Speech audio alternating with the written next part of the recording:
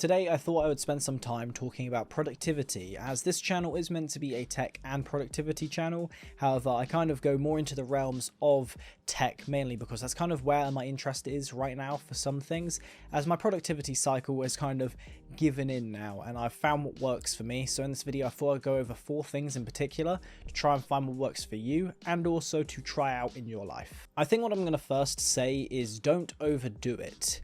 And what I mean by this is that when you try and overdo your schedule, for example, or you overdo your to-do list, or you try and basically maximize for productivity, you'll either burn out or just be disinterested in following whatever structure it is. And I have a video talking about how productivity is ruining you, and this idea of how I was going to create this entire Notion planner and everything within that. And I realized that I was spending so much time trying to focus on building a productivity system that, one, I was wasting time, but secondly, I knew when I actually finish it, I wasn't really going to be using it, as I have other methods that I prefer to use, like using my calendar app, using the Apple Notes app, and just using Google Docs to script things and having a just neater organized file system. Outside of that, I don't really need to start prioritizing other things, using loads of trackers and all this stuff, as it just isn't what works for me. So all you need to do is just not overdo it, which is very hard, and it kind of steps into my next point, which is learn where your boundary is. And I'd say both of these points can kind of be put into one another, as I think a lot of us struggle to actually get to the end point where we're actually either burnt out, because a lot of people kind of give up before then, but a lot of people also do just end up hitting burnout over and over and over again, and that's what I've done many times before. So I'd highly recommend trying to find where your point of burnout is, and then also being able to create a structure around that to not allow that to happen again. So for example, for myself, I have a good schedule that I've worked on, and I'm going to mention that in a second. But the idea of this is that if you find out where your limit is, you can then stop it from happening. So it's kind of a self-destructive method, so you have to push yourself to find that limit. Or if you've already hit burnout and you already know what generally like your signs are of burnout or leading to it, you can kind of work backwards from there. However, a lot of the time, if you haven't already found out where your burnout is, then you're going to have to hit that first, then work backwards. As most people think that they can be way more productive than they are. But you also have on the other end of that is just whatever the task you have available is, you will find a way to make it fill the time that you've allotted for it. So if, let's say, it's a 2-hour task and you've given it 4 hours to complete, you will fill up that 4 hours of that one task. Mainly because most likely you'll spend time just scrolling on Instagram, watching some YouTube videos in between, getting up and just kind of doing nothing, like that sort of stuff. So you end up filling the time naturally. So you need to learn a lot of these things, and this is where productivity systems, especially what you see on YouTube anyway, really don't work for most people, and a lot of people just need to genuinely just test loads of different things out to see what works. Now, I mentioned a second ago about my schedule. So I've worked on this schedule for quite a while, and I've kind of found what works for me. And a lot of people, for example, will have a day off. I don't have a day off put in there. However, I do allow myself to have days off if I feel like it. So my rough schedule is that I don't do any form of work up until 12, and then I do work between 12 and 6 on average. Today, for example, because doing a little bit of stuff later and then a longer gym session, it meant that I haven't actually got started on work until now, which is about to be 2 o'clock. So I'll work from 2 till 8 instead. But I basically only allow myself the 6 hours to get all of my work done, as for me anyway, if I work more than that, I typically just find myself really just basically trudging through whatever is those last few things and not putting in all my effort. So I'd rather restrict myself to those 6 hours and do it over 7 days a week, and then give myself a day off if I feel like it every now and again.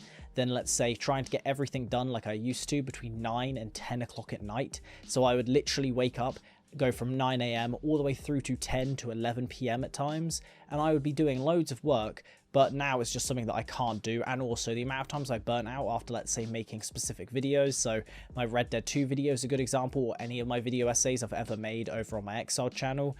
Every single video essay that I've ever made on that channel, outside of I think 2 of the most recent ones, I literally just burnt out instantly afterwards, and I would have to set up parameters for it. So what I'd have to do is make 1 month's worth of videos before that video essay launches, so that the video essay can launch. I then have all of this month's worth of content, so that the 2 to 3 weeks of burnout that I'm about to have will just hit and I'm at least ahead of myself. So that's kind of what I had to do for a workaround for quite a while. But yeah, now what I do is I'll wake up roughly between 7 and 8 o'clock, and then I spend 8 till 10 just kind of doing whatever, relaxing typically. If I want to read, if I want to journal, those would be like the typical, like, oh, I wish I was doing those sorts of things. Right now though, normally between those times, it's just like sitting there and maybe watching a YouTube video in the morning. I'm not going to make it as if I'm like the overly productive guy, because I'm not, but effectively it's the case of just having that slower morning. And then the next 2 hours, so 10 till 12, is dedicated to either working out or something to do with relationship.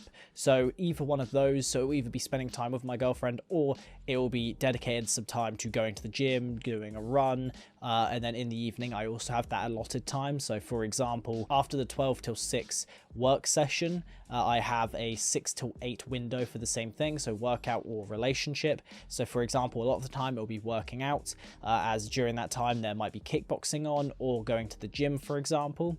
And then after that, it's pretty much just chilling up until I decide to go to sleep, which normally going to sleep right now between about 10:30, 11:30. So yeah, right now that's kind of the rough schedule that works for me, and it's taken a long time to get here. I've tested out so many different schedules.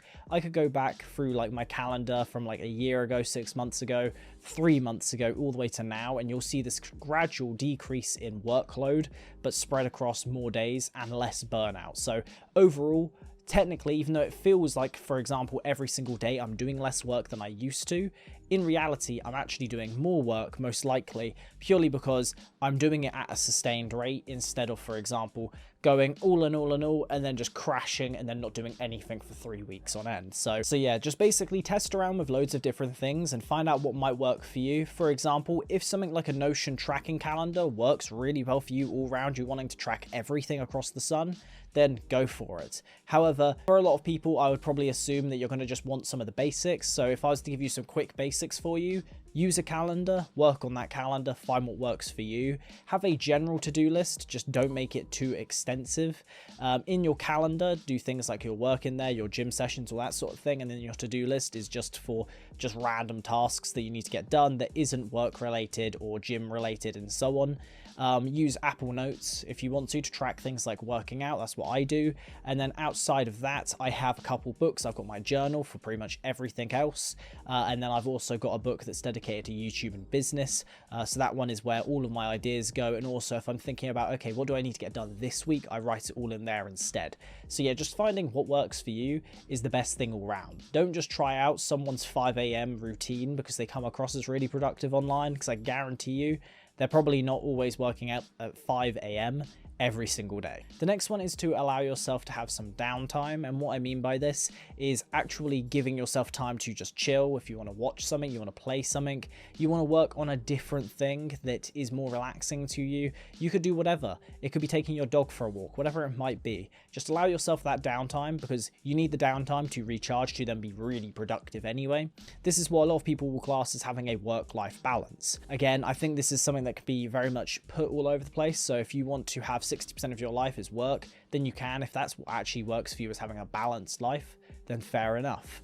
But all round, I'd probably say just allow yourself some downtime. For example, for me, a lot of it will be after 6 o'clock. So if it's going to the gym, after that, it would be like from 8 o'clock onwards up until I go to sleep. So for those 2 to 3 hours.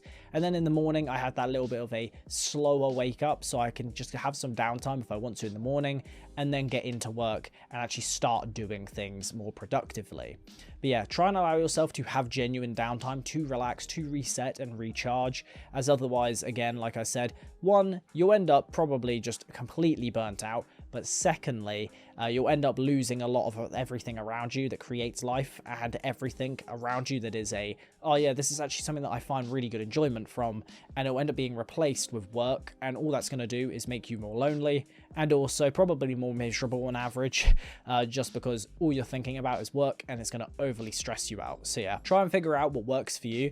So those quick ones again, so create a calendar that works, allow yourself downtime, learn where your limit is, and then don't overdo it. So All 4 of those, in my opinion, are kind of like the 4 prongs to everything that you can use to create the actual productivity system that works for you. And it will take a lot of testing and trialing out a load of different things. It may take a year to get what you want. For me, I've tried out many different ways of being productive and many different methods, and this is what I found works for me. Like I mentioned, having a normal calendar, using Apple Notes, having a book, and yeah, all of it works for me, and I feel a lot more productive now than I used to, but also all round, I actually feel like I have some form of a life added in there as well. So that is a bonus as well. But yeah, with that all being said, hopefully you guys enjoyed this week's video. If you did, make sure to leave a like, do subscribe for more content, and I'll see you guys next time. Have a good one.